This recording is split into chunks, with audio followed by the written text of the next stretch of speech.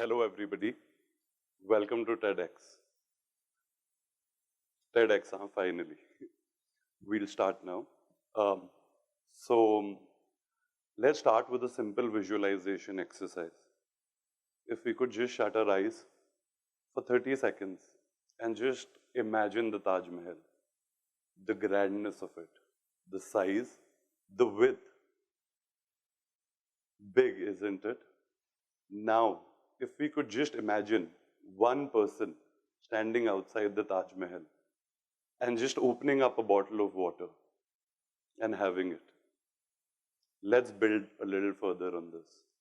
Now, let us imagine all the bottles of water being popped open around the globe at the same time.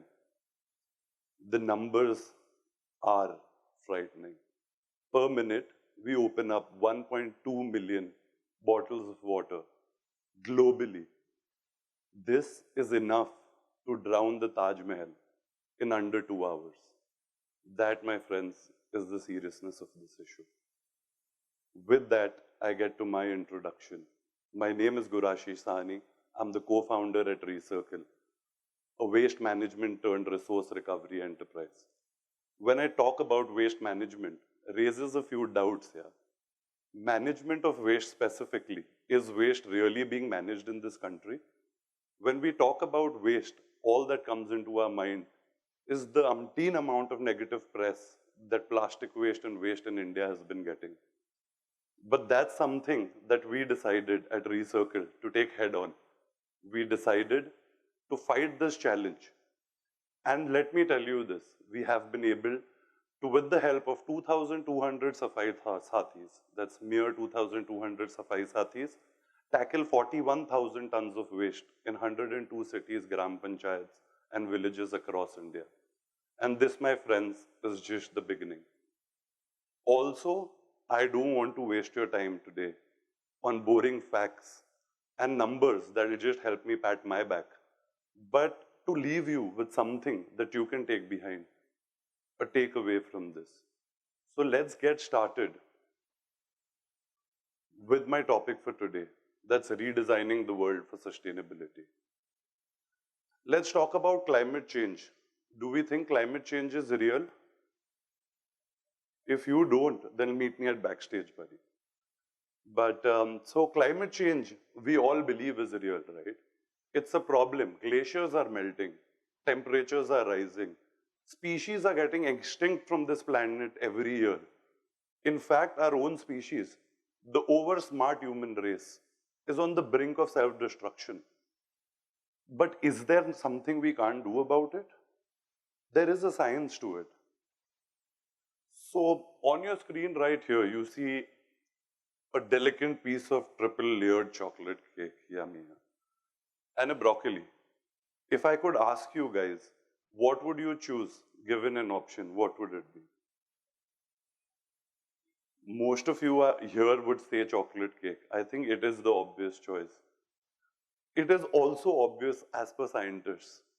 So our brain is really hardwired to pick up options or to pick up things for instant gratification without thinking the long-term consequences. Broccoli here, my friends, is definitely the more nutritionist, healthier option for you. But there are two sides of the brains, the logical side and the emotional side. Even though the logical side knows that the broccoli is something that is better for you in the long term, the irrational, stupid side of the brain will always take up when it comes to this yummy piece of cake. And this is the same thing that really happens to us when we talk about climate change, right? So that seductive AC button is always more tempting than the consequences of long-term climate change. But are we really doomed? Is this the end of it? Fortunately not. The over-smart species also has a sect of smart scientists who've been working on behavioral economic theories such as the nudge. The nudge theory, my friends, is the theory which helps scientists discover ways to fight the irrational brain.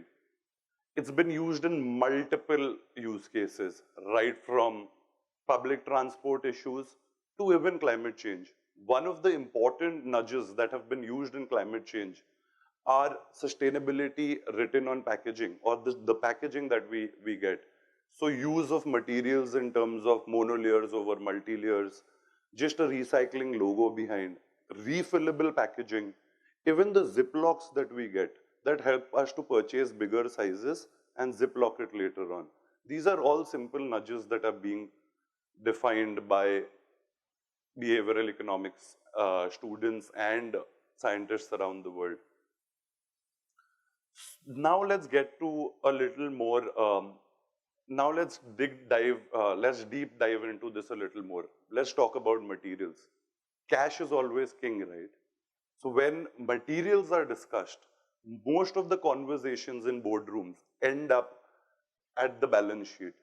But we here, as design students, thought leaders, and co-inhabitants of this earth, are we ready to really sit in those boardrooms, fight out that sustainable material over the unsustainable material? It is possible. There is a backyard example for this. A Hyderabad-based company called Neiman's has redefined shoes. Shoes that were once worn, that lead to difficult issues of disposal, have now been reimagined.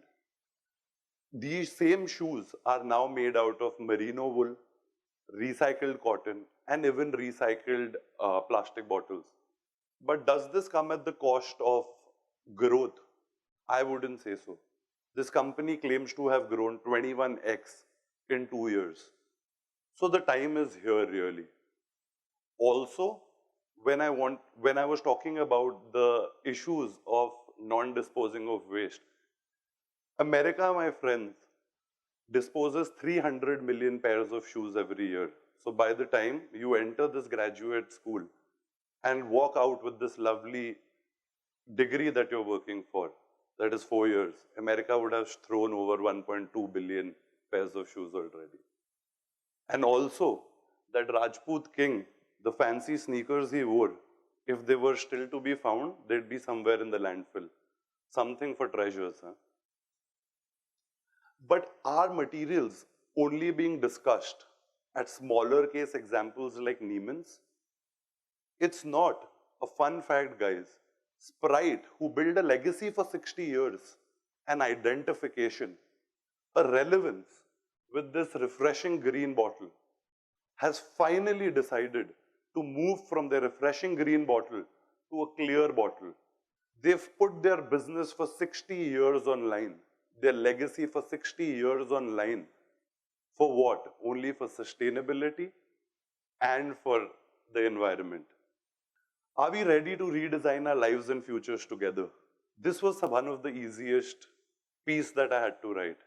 So if I have to give you facts and figures here also, a survey conducted in 17 countries, and India included, my friends, says 1 in 3 millennials would pick up a sustainable alternative, even if it is slightly more expensive than the non-sustainable one. So I think the time is here, and the time is here for us to be able to sit in those boardrooms, to sit in our college campuses, to really think whether sustainable materials, environment is something that we want to talk about. If I can get one entrepreneur, inspire one entrepreneur, one design student who can walk out of this room and say that he is prepared, he or she is prepared to fight the boardrooms, to fight their own thoughts and work towards sustainability and environment, I think my TEDx talk here is successful. With that, I would like to thank you all for coming to TEDx and being such a patient audience. Thank you, everybody. God bless you.